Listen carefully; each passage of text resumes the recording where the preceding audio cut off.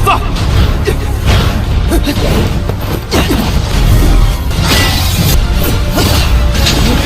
看你能撑多久！怎么可能？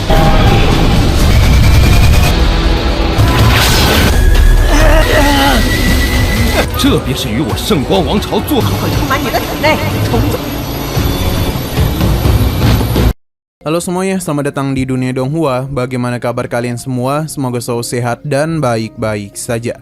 Sesuai jadwal, jadi pada hari ini kita akan kembali melanjutkan series Donghua Wudong Xiankun atau Martial Universe Season 5 Episode 5 dan 6. Cerita berlanjut, pertarungan yang berlangsung antara Lindong dan Jimu semakin sengit.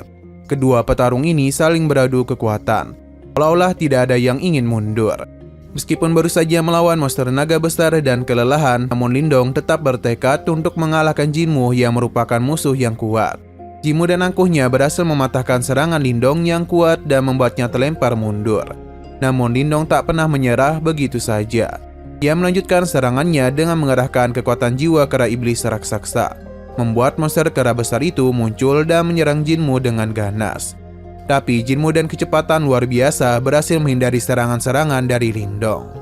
Meskipun beberapa kemampuan yang ditunjukkan oleh Lindong cukup mengejutkan, tembakan tombak dan benturan kekuatan antara keduanya terus menggema di langit, menciptakan dentuman yang keras di telinga. Masing-masing dari mereka menggunakan kekuatan mereka dan maksimal, dan benturan mereka semakin keras saja. Bukan hanya Lindong saja yang semakin kagum dan kemampuan Jinmu, namun para saksi seperti Molin dan Mo Howling pun terperangah melihat pertarungan sengit itu. Molin sendiri yang tak berhenti memuji kemampuan Lindong. Rasa kagum betapa Lindong mampu mengimbangi Jinmu, seseorang yang sudah berada di ranah setengah langkah nirwana. Namun meski Lindong terus berusaha menekan Jinmu, jelas bahwa kekuatan mereka berbeda. Jinmu berada di ranah yang lebih tinggi, dan perlahan-lahan dia mulai mampu menekan Lindong dengan lebih mudah.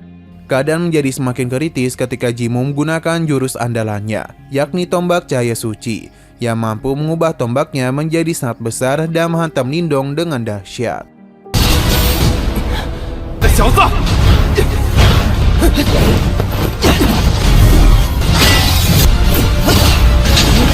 看你能撑多久！ Jinmu tidak berhenti sampai di situ. Ia bahkan meluncurkan hujan tombak cahaya raksasa yang dengan cepat menyelimuti Lindong. Namun dengan tekad yang tak pernah pudar, Lindong memutar otak dan mengarahkan jurus terbaiknya. Lindong segera melepaskan jurus manifestasi terbesar yang membangkitkan 4 jari besar dari dewa kuno. Tangan 6 yang segera mengarah ke gajah-gajah cahaya raksasa yang diluncurkan oleh Jinmu. Dengan ledakan dahsyat, gajah-gajah itu pun hancur satu persatu.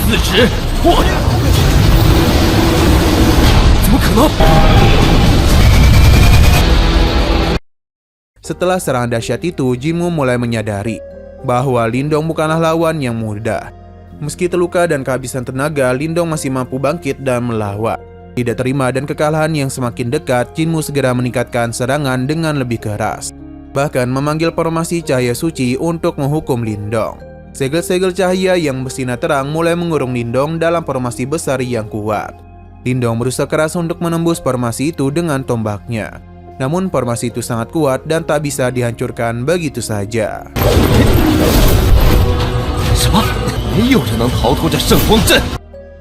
Melihat Lindong terkurung dalam formasi itu, Molin segera memberikan perintah untuk menyerang dan membantu Lindong.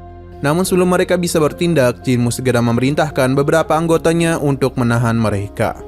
Bentrokan pun tak terhindarkan. Sementara itu Jinmu memperkuat serangannya, menembak-nembakan cahaya besar yang dengan cepat menghujani Lindong, membuat tubuhnya tertekan ke bawah. Dalam keadaan yang sangat kritis itu, Lindong merasa kekuatannya semakin terkuras.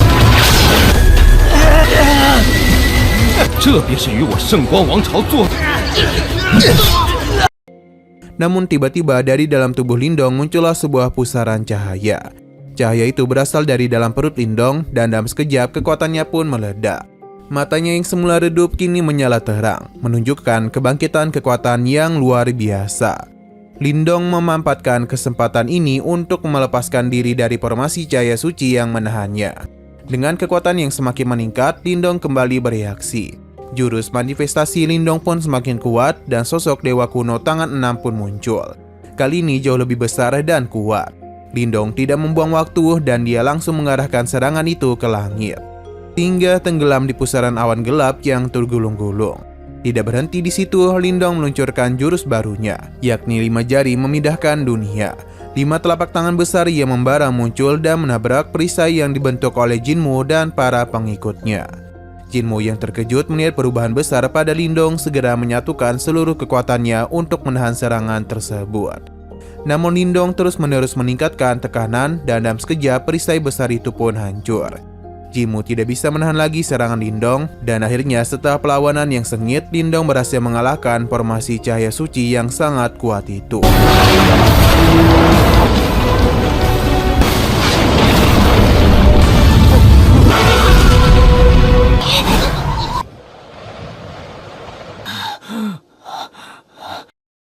Dengan kemenangan di tangan, Lindong pun menatap Jinmu yang kini terjatuh ke tanah.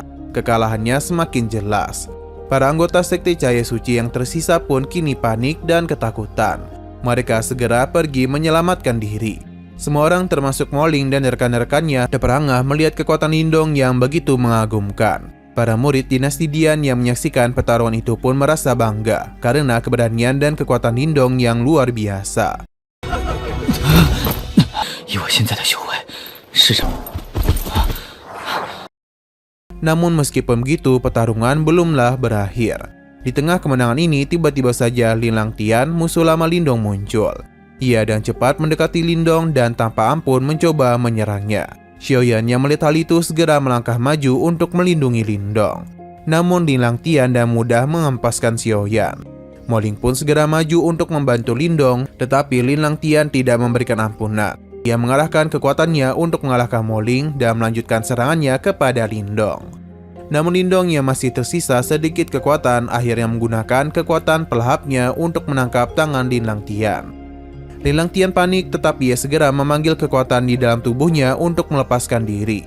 Moling dan rekan-rekannya segera melindungi Lindong. Namun Lin Langtian dan cepat melarikan diri, mengancam bahwa suatu hari nanti dia akan kembali untuk membalas dendam. Dan tubuh yang lemah Lindong tak gentar dan bersumpah suatu saat akan mengakhiri perseteruan mereka. Lin Langtian pun mengumpat dan segera melarikan diri meninggalkan tempat itu dengan marah dan penuh dendam. Setelah berhasil menaklukkan Jinmu, Lindong merasa tubuhnya mulai lemah. Ia segera bergegas menuju tempat di mana Xiaoyan berada, berusaha menyalurkan energinya agar Xiaoyan bisa segera pulih. Namun, suasana pertempuran masih terasa tegang, dengan berbagi kekuatan yang lepas dalam pertarungan sengit di medan perang kuno itu.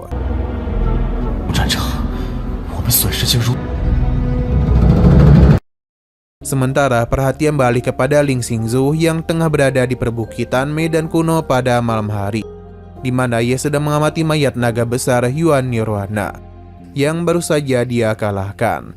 Ling Xingzu tampak sangat fokus menyisiri medan perang dan menganalisis apa yang sebenarnya terjadi.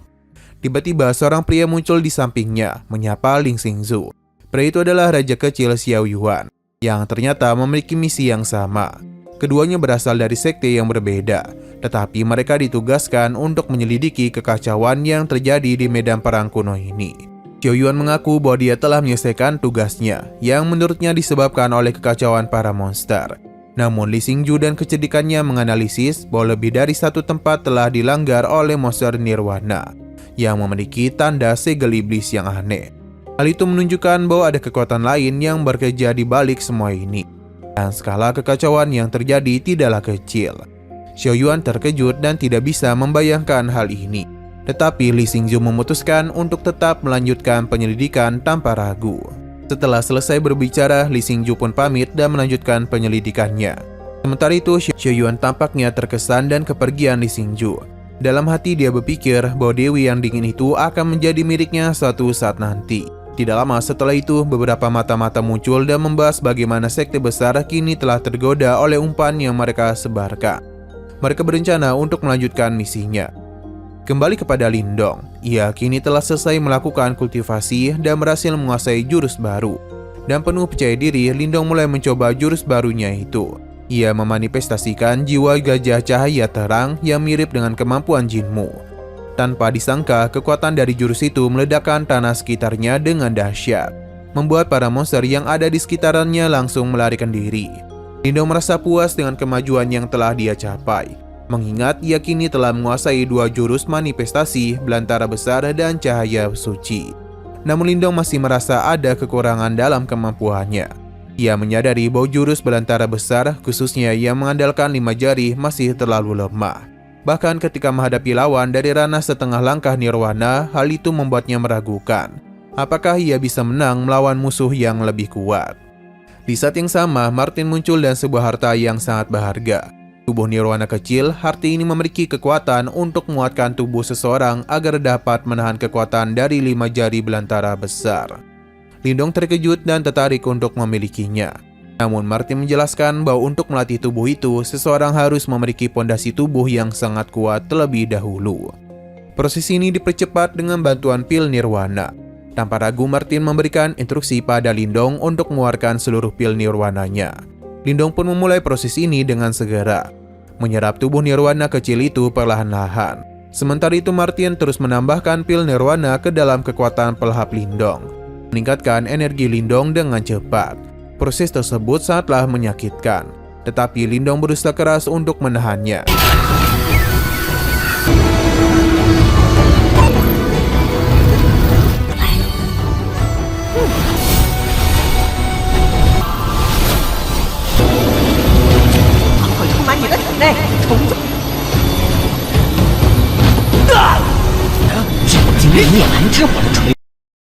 Selama beberapa hari, tubuh Lindong terus menyerap kekuatan nirwana, dan akhirnya tubuhnya pun mulai bercahaya. Cahaya itu semakin kuat hingga akhirnya meledak dengan dahsyat. Lindong berhasil mendapatkan tubuh nirwana, dan ia merasa semakin percaya diri. Dan tubuh nirwana yang baru saja dia dapatkan, dan 2 jurus manifestasi yang kini telah dia kuasai, Lindong yakin ia bisa menghadapi lawan di ranah nirwana. Namun Martin mengingatkan Lindong untuk terus melatih tubuh nirwananya. Hal ini sangatlah penting supaya Lindong bisa segera memasuki ranah nirwana. Ketika Lindong memeriksa tasnya, ia pun terkejut karena semua pil nirwana yang dia miliki telah habis. Proses melatih tubuh nirwana memang sangat menguras banyak pil, dan Lindong menyadari bahwa ia membutuhkan lebih banyak pil nirwana di masa depan. Kedepan dia bertekad untuk mendapatkan lebih banyak pil nirwana dan memperkuat dirinya, karena ia tahu bahwa pertempuran yang lebih besar dan lebih menantang akan segera menantinya. 看来之后要想办法多，先回阳城吧。小严，我们走。 Di sisi lain, di suatu tempat yang jauh, terdapat sebuah gua bebatuan yang penuh dengan misteri. Ling Xingju dan Xiao Yuan, 2 sosok yang dikenal dengan keberanian dan keterampilan mereka, mendekati gua tersebut dengan hati-hati. Dari luar, gua itu tampak biasa saja, namun ada sesuatu yang mencurigakan di dalamnya yang membuat mereka merasa harus menyelidikinya lebih jauh. Xiao Yuan yang seringkali bertindak tanpa berpikir panjang, tak sabar untuk mengungkapkan rahasia yang tersembunyi di dalam gua. Dan penuh keyakinan ia melangkah lebih dulu dan memasuki gua. Sementara Li Xingju sedikit ragu dan mengikutinya dari belakang. Sesampainya di dalam, Xiao Yuan terbungkam oleh pemandangan yang tak terduga. Sebuah altar misterius yang tampak sudah lama terlupakan. Namun seketika kejadian yang lebih mengejutkan pun terjadi. Dari kedalaman gua muncullah seekor naga besar yang tanpa ampun melahap Xiao Yuan. Monster naga itu terbang keluar dari gua dengan kecepatan luar biasa, meninggalkan jejak kehancuran di belakangnya. Begitu keluar, naga itu langsung menuju ke arah Li Xingju. Merasa terancam, Li Xingju bergegas menjauh sambil memikirkan cara untuk menghadapinya. Namun yang lebih mengejutkan lagi, naga tersebut mulai bergerak dengan liar, seolah-olah ada kekuatan misterius yang mengendalikannya dari dalam tubuhnya. Tak lama kemudian, naga itu pun meledak hancur berkeping-keping. Dan di antara reruntuhan itu muncullah sosok Xiao Yuan yang ternyata telah menghabisi naga tersebut dengan cara yang tak terduga. Tanpa banyak bicara, Xiao Yuan segera mengejar Li Xingju, yang kini sedang berusaha mengejar seseorang tak dikenal. Di tengah pengejaran yang penuh ketegangan itu, Li Xingju dan cepat mengerahkan keahliannya dalam pertempuran. Ia mengejar pria misterius yang mencoba kabur, dan meskipun pria tersebut sempat menyerangnya, Li Xingju berhasil membuat perisai untuk melindungi dirinya. Setelah serangan itu, dengan gerakan cepat, ia melepaskan serangan bunga teratai yang sangat kuat, yang membuat pria misterius ini pun terjatuh. Namun pria misterius itu tak menyerah begitu saja. Meskipun jatuh, ia mencoba melarikan diri. Tapi gerakannya dihentikan oleh Xiao Yuan yang berhasil menangkapnya.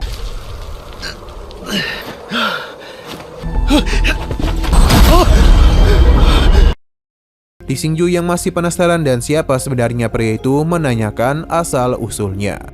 Pria ini ternyata berasal dari wilayah Sichuan, yang menurut Li Xingju seharusnya tidak boleh memasuki wilayah Dongsuan tanpa izin. Bukannya menjawab, pria misterius ini malah mentertawakan pertanyaan tersebut dan kemudian dengan sengaja meledakkan tubuhnya, mengakhiri hidupnya dalam sekejap.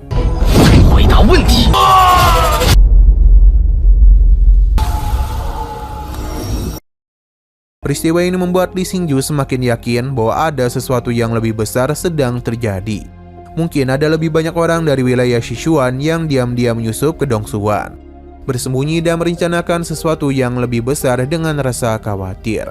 Li Xingju memutuskan untuk segera melaporkan kejadian tersebut kepada gurunya. Xiao Yuan yang juga merasa perlu memberikan laporan memutuskan untuk menemui atasannya.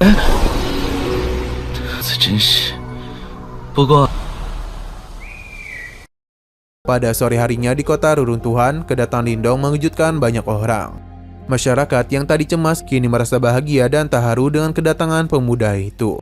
Lindong disambut dan penuh kehangatan oleh mereka. Dan saat ini ia memasuki kota, ia langsung dihadapkan oleh pangeran ketiga Mo Ling. Mo Ling mengundang Lindong untuk bergabung dengan dirinya menemui Mu Hongling, yang ternyata memiliki rencana penting. Mu Hongling mengungkapkan niatannya untuk mengajak mereka berdua ke lembah Leiyan, sebuah tempat yang terkenal dengan harta karun yang sangat berharga, berisi seni bela diri dari ramuan kuno yang sangat berguna bagi para praktisi. Mendengar rancangan itu, Mo Ling segera menunjukkan kekhawatirannya. Ia tahu bahwa lembah Leiyan pasti akan menarik perhatian praktisi dari dinasti besar. Para praktisi dari dinasti kecil seperti mereka hampir tak memiliki kesempatan untuk mendapatkan harta tersebut. Namun Mu Hongling juga menambahkan bahwa di lembah itu ada suatu harta yang sangat berharga, yakni adalah pohon spiritual Qianfu, yang mampu meningkatkan kekuatan mental seseorang secara signifikan. Informasi ini mengejutkan Mo Hongling, yang merasa tertarik untuk memperoleh pohon tersebut. Tanpa pikir panjang, Lindong dan Mo Hongling pun segera sepakat untuk mengikuti ajakan Mo Hongling. Mo Hongling memberitahu bahwa mereka akan segera berangkat ke lembah Leiyan pada keesokan harinya. Setelah pertemuan itu, Martin, seorang rekan mereka, menyatakan kecurigaannya terhadap Mo Hongling. Ia merasa ada sesuatu yang mencurigakan dalam rencana tersebut dan mengingatkan mereka untuk tetap berhati-hati. Lantas Lindong pun mendengarkan peringatan itu dan akan selalu berwaspada. Keesokan harinya mereka bertiga, Lindong, Mo Hongling, dan Mo Ling melangkah menuju lembah Leiyan. Di perjalanan mereka merasakan adanya fluktuasi energi yang tidak biasa. Dan saat mendekati lembah, mereka menemukan jejak-jejak pertempuran yang menunjukkan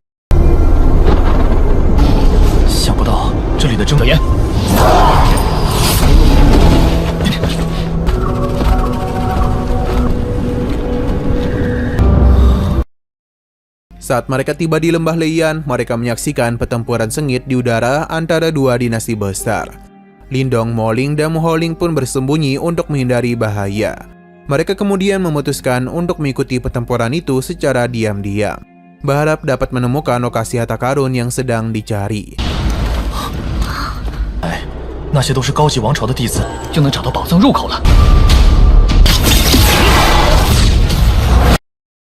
Di tengah pertempuran yang dahsyat, mereka menyaksikan seorang jenius dari dinasti Batu Iblis yang bernama Li Fan. Dia memimpin pasukannya dan penuh semangat. Li Fan memerintahkan serangannya bersama untuk melawan dinasti Xuanbing. Pertempuran semakin memanas dengan serang yang saling beradu tanpa henti. Sementara itu Lindong, Mo Ling, dan Mu Hongling bersembunyi tak jauh dari tempat itu. Mereka melihat sebuah pintu batu besar yang tampaknya menjadi kunci menuju harta karun yang mereka cari. Namun situasi semakin rumit ketika seorang jenius dari dinasti Xuanbing, yakni Huayun, datang untuk memberi bantuan.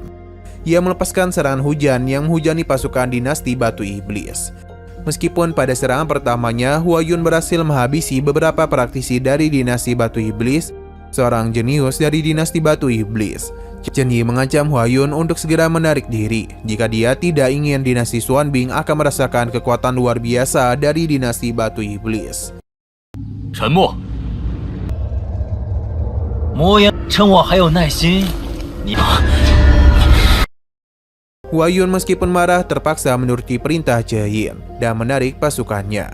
Sementara Hua Yun dan pasukannya terpaksa mundur dengan rasa kecewa. Dalam kebingungannya, Lindong menyadari bahwa pintu batu tersebut mungkin menyimpan rahasia besar yang dapat mengubah segalanya. Namun untuk mencapai tujuan mereka harus menghadapi banyak rintangan dan bahaya yang lebih besar lagi. Setelah pasukan dari dinasti Batu Iblis pergi, Hua Yuan terkejut ketika menyadari pergerakan kelompok Lindong yang tak jauh dari sana. Ketika mereka menyadari bahwa persembunyian mereka telah terungkap, Moling dan Moholing pun langsung merasa panik. Namun berbeda dengan Lindong yang tampak sangat tenang. Tanpa ragu, Lindong berjalan dengan santai ke arah Hua Yun. Hua Yun yang tentu tidak menerima perlakuan semena-mena itu langsung menghalangi Lindong dengan alasan bahwa dia melaksanakan perintah senior dari dinasti Batu Iblis. Namun Lindong hanya tersenyum dan menanggapinya dengan santuy, bahwa yang dihalangnya untuk masuk adalah Hua Yun dan pasukannya dari dinasti Xuanbing. Bukanlah dirinya, Moling ataupun Mengholing, mereka tidak akan melanggar peraturan apapun. Pernyataan Lindong itu membuat Hua Yun sangat marah dan merasa terhina. Tanpa membuang waktu, dia melancarkan sebuah pukulan yang sangat kuat ke arah Lindong. Namun Lindong hanya mengangkat tangan dan mudah menahan pukulan itu. Lindong membalas serangan ini menggunakan teknik 9 kaisar alam semesta. Serangan dahsyat yang memancarkan energi luar biasa. Meskipun demikian, Hua Yuan tak tinggal diam. Ia segera membentuk pertahanan es menggunakan teknik kolisi gunung es yang berhasil menahan serangan Lindong.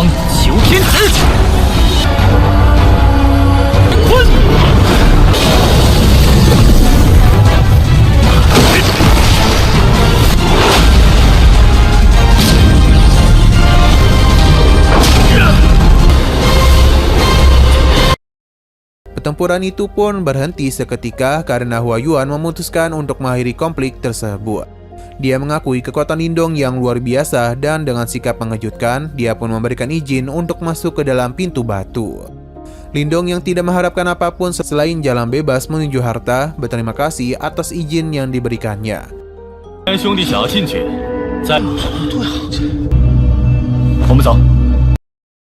Ia pun bersama Moling dan Moholing melangkah masuk ke dalam. Namun ternyata keputusan Huan Yuan untuk mengizinkan Lindong masuk bukan tanpa alasan. Dia berencana memanfaatkan Lindong untuk mengalihkan perhatian dinasti Batu Iblis. Selama Lindong sibuk dengan pasukan dinasti Batu Iblis di dalam, Huan Yuan dan pasukannya bisa mengambil kesempatan untuk mencari dan menguasai harta karun yang tersembunyi di lembah tersebut. Di dalam, Lindong, Moling, dan Moholing begitu terkejut dengan luasnya tempat itu. Tempat tersebut berdiri dari beberapa lantai yang masing-masing penuh dengan ruangan dan juga lorong. Seolah-olah menjadi sebuah labirin besar. Mereka juga melihat pasukan dinasti Batu Iblis yang masih sibuk mencari harta. Namun belum menemukannya. Lindong memutuskan untuk memulai pencarian. Dia meminta Moling dan Moholing untuk tetap berada di lantai atas. Sementara dirinya yang ditemani oleh Xiao Yuan akan turun ke lantai bawah untuk mencari pohon spiritual. Yang ditemani oleh Xiao Yan akan turun ke lantai bawah demi mencari pohon spiritual Qianfu.